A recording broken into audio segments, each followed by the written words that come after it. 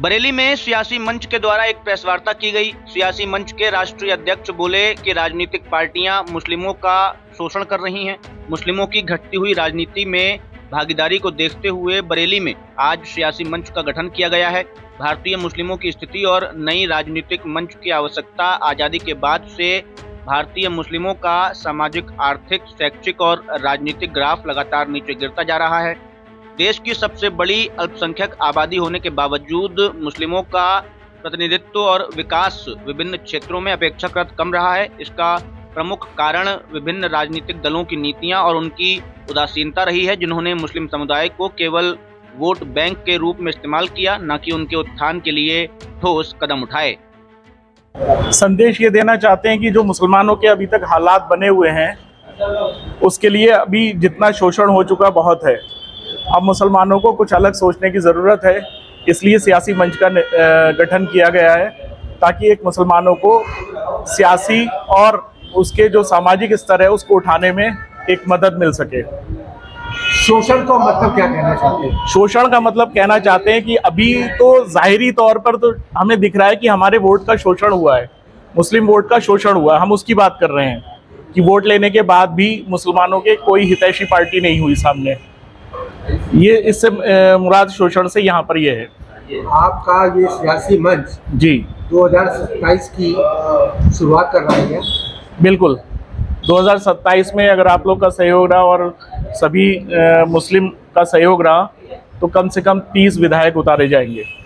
आपको लगता है कि सपा वालों को जैसे समर्थन मुस्लिमों का मिला, लेकिन किसी भी बड़े मंच पे उन्हें स्थान नहीं मिल पाया, तो ये सपा की से क्या किनारा करने की दिशा में पहला कदम है? बिल्कुल, जाहिर सी बात है कि एक अरसा हो गया कांग्रेस से जुड़े रहने के बाद, फिर समाजवादी पार्टी की तरफ जाने के बाद उन लोगों को ऐसा लगने लगा कि यह मुस्लिम बैंक जो है, वोट बैंक हमारा है और हमारी बपौती है। उस बपौती को खत्म करने के लिए हमने ये सियासी मंच का गठन किया है। आपकी बात से एक बात साफ लग रही है जी कि आपका इशारा अभी तक जो निशाना है उस निशाने पर है कांग्रेस, सपा और बसपा। भाजपा के बारे में क्या टिप्पणी है आप? देखिए, भाजपा का तो जब से भाजपा 2014 से आई है, उसका तो कोई भी ना तो विधायक बन पाया है मुस्लिम, ना सांसद बन पाया। शिकायत हमें पीछे से होती चली आई है। आपकी जानकारी में डाल दें। जी जी, केंद्रीय मुस्लिम मंत्री रहे हैं। जी देखिए, मंत्री दामादों को मंत्री बना देना वो बात नहीं है। आप ये बताइए कि कितने टिकट बीजेपी बांटती है मुसलमानों को। मसला आपका यहाँ पर मैं हल कर रहा हूँ। दूसरा, जो समाजवादी पार्टी का अब तक रहा, सिर्फ एक नाम के लिए टिकट देना, नाम के लिए खड़ा कर देना, वो काफ़ी नहीं है। आपको लगता है बीजेपी आपके सियासी मंच को टिकट देगी, इसके लिए आप बात करेंगे उनसे? बीजेपी से हम क्यों बात करेंगे? हम अपने स्तर से, अपने सियासी मंच के स्तर से अपने टिकट बांटेंगे। हम बीजेपी से क्यों बात करेंगे? कोई अलायंस नहीं करेंगे। क्यों करेंगे हम अलायंस? देखिए, अभी यहाँ पर जो है आपका जो सेंस निकल के आ रहा है, मेरे ख्याल से ज्यादातर लोगों के दिमाग में यही होगा कि कहीं ना कहीं ये पार्टी जो है आने वाले वक्त में बीजेपी से अलायंस करेगी। तो क्यों करेगी और ये सवाल आता क्यों है? आखिर वजह क्या है कि हम इस तरीके का सवाल उठाते हैं? और भी तो संगठन है, कोई कहीं जाता है, कोई कहीं जाता है, कोई सवाल नहीं उठता है। जहां मुस्लिम का कोई संगठन ऊपर को आने की कोशिश करता है, तुरंत उस पर सवालिया निशान बना दिया जाता है कि ये जो है बीजेपी के लिए काम कर रहे हैं, ये बीजेपी के एजेंट है। ये सब फर्जी बातें हैं, ये सब नहीं होना चाहिए। भाई, मुसलमानों को भी हक है अपना संगठन बना के आगे बढ़ने का, तो आप या कोई भी मतलब ऐसा करके उसको डाउन नहीं कर सकता। इसकी शुरुआत यूपी से की है अपने, या और भी जगह से कहीं? देखिए, अभी स्टार्टिंग जो है यूपी, और इंशाल्लाह आने वाले वक्त में जो है ये पूरे राष्ट्र में आपको दिखेगा। 30 ही मेंबर क्यों उतारे? 30 मेंबर, एक जो अभी आंकड़े हमारे सहयोगियों ने लगाए हैं वो 30 के लगाए हैं। हो सकता है 50 भी हो जाएं। उत्तर प्रदेश के कौन कौन से जिले हो सकते हैं जहां से आप प्रत्याशी उतारेंगे? देखिए, अभी नाम डिक्लेयर हमने नहीं करे, लेकिन मैक्सिमम जिले होंगे। ऐसा कुछ नहीं होगा कि वहाँ ध्रुवीकरण करने के लिए या पोलराइजेशन करने के लिए हम कैंडिडेट उतारेंगे, ऐसा नहीं होगा। क्या बरेली में शामिल होगा? बिल्कुल शामिल है बरेली। भाई, मेरा कौन सी सीट हो सकती है आपके हिसाब से?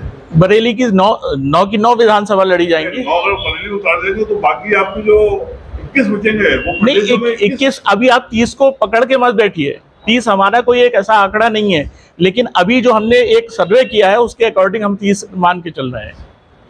अगर इसी बीच में किसी पॉलिटिकल पार्टी ने आपके साथ समझौता करने की कोशिश की तो आपका क्या कदम होगा? देखिए, अभी तो हमारी तरफ से सबके लिए ना है और आगे भी ना रहेगी। हम अपने इंडिविजुअल खड़े होंगे, हम अपने इंडिविजुअल अपनी मुस्लिम्स को लेके चलेंगे। तो आप भी, अगर मैं बुरा न माने तो ये कहूँ कि बाकी राजनीतिक दलों के कार्यकर्ता कुछ आप पर भी आरोप लगा सकते हैं कि ये भी कटवा पार्टी बनने जा रही है। ऐसा कुछ नहीं है। अगर काटने का हाँ, मतलब वो नहीं, मैंने आपको वो पहले ही कह दिया कि इस सवाल के जवाब के लिए मैं तैयार हूँ और होना चाहिए। अगर मुस्लिम ऊपर आ रहा है तो आप उस पर ये वो नहीं लगा सकते कि ये आपका वोट काटेगा। क्या आपके जो प्रत्याशी होंगे, अधिकांश आपकी बात से ऐसा जाहिर हो रहा है जी कि आप मुस्लिम प्रत्याशी मैदान में उतारेंगे? नहीं, ऐसा कुछ नहीं है। क्या अन्य धर्म के लोगों को भी उतार सकते हैं? बिल्कुल, जैसे कौन? सभी धर्मों को हम उतार सकते हैं। कौन नाम हो सकता है आपके लिए संभावित? अभी संभावित नाम कोई नहीं है। आपने बात कही है कि 9 उतारेंगे, बिल्कुल, लेकिन 9 में एक आध नाम तो आपके ध्यान में कोई नहीं, अभी वो नाम डिस्क्लोज नहीं हो सकता। ऐसे बहुत सारे नाम हैं, लेकिन हाँ, आपको जरूर उतारने से पहले आपको इत्तला जरूर मिलेगी, मीडिया को इत्तला जरूर दी जाएगी। देश के राजनीतिक मंच पे ये पिछले दिनों बहुत बड़ा कार्रवाई हुई, इसको आप किस दृष्टि से देखते हैं? किस टाइप की कार्रवाई? जो पाकिस्तान पर कार्रवाई की है, पहले वो नकारा गया, अब वहाँ के लोग कबूल करते हैं कि वहाँ कार्रवाई हुई।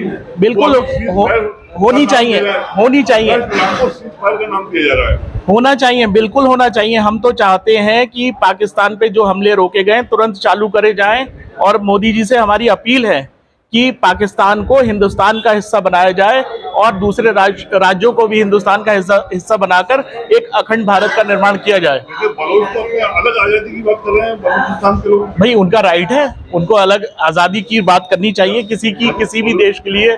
बलूच की मांग सही है आपकी नजर में? भाई, इस पे मैं कुछ नहीं कह सकता। हर देश की अपनी अपनी मांग होती है। भाई, किसी के लिए, हमारे लिए हमारे देश की मांग है, उनके देश के लिए उनके देश की मांग होगी, जो उनके हिसाब से सही हो सकती है।